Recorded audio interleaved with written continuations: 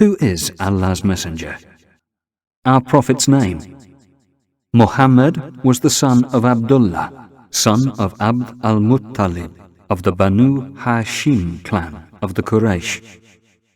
He was indisputably the noblest of all Arabs. His birth. Prophet Muhammad was born in 570 CE. His father died before his birth, and his mother also died when he was very young. Thus, he was placed under the care of his paternal grandfather, Abdul Muttalib, and after his grandfather's death, he was placed under the care of Abu Talib, one of his paternal uncles. His life and upbringing. Muhammad spent 40 years before the received revelation in the Meccan tribe of Quraysh, into which he was born, and during this period, 570 to 610 CE, he came to be known amongst his people as As-Sadiq al-Amin, the truthful and trustworthy, because of his uprightness and excellent manners. He worked as a shepherd and later as a merchant. Before the advent of Islam, he maintained the pure monotheistic beliefs of Prophet Abraham, a Hanif, worshipping Allah alone without ascribing any partners to him, and rejecting idol worship and pagan practices. His mission.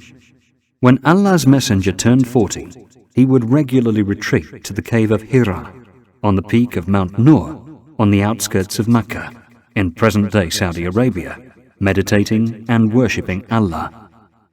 It was then that he started receiving revelation from Allah. The first verses he received there were, "Read in the name of your Lord who created. He created man from a clot of blood. Read, and your Lord is the most generous. He who taught by the pen taught man that which he knew not." Surat Al-Alaq 96, 1-5. These verses ushered in a new era of knowledge, reading, light, and guidance. The Quranic revelations continued until his death, 23 years later. The beginning of his mission.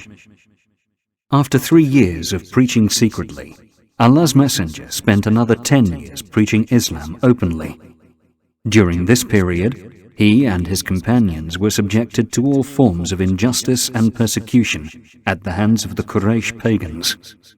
Not losing heart, he began presenting himself during the pilgrimage season to the pilgrims who came from various tribes, calling them to the new faith.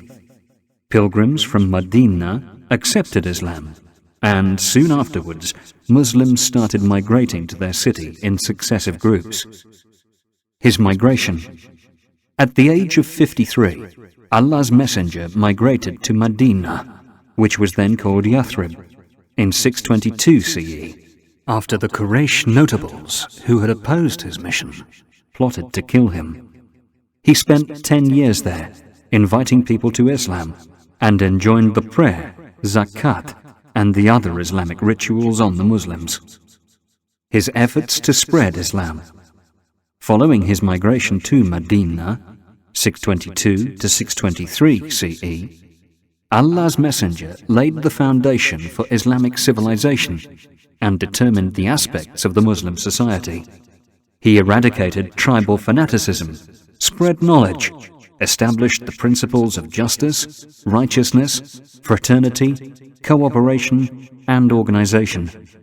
Some tribes attempted to put an end to Islam once and for all, leading to a number of skirmishes and wars, but Allah supported His Messenger and made Islam reign supreme. Then, people in Mecca and in most cities and tribes in the Arabian Peninsula willingly began entering this great religion in crowds, fully convinced that it is the true religion. His death. In the lunar month of Safar, 11 AH, June 632 CE, after Allah's Messenger disseminated the message of Islam, and Allah had completed His favor upon the Muslims by perfecting His religion for them, the Messenger had a sudden onset of fever, which led to his death on Monday 11 Rabi al-Awwal 11 AH, 8th of June 632 CE, at the age of 63. He was buried where he died, in the apartment of his wife, Aisha, which is now housed within the Prophet's mosque in Medina. a messenger to all mankind.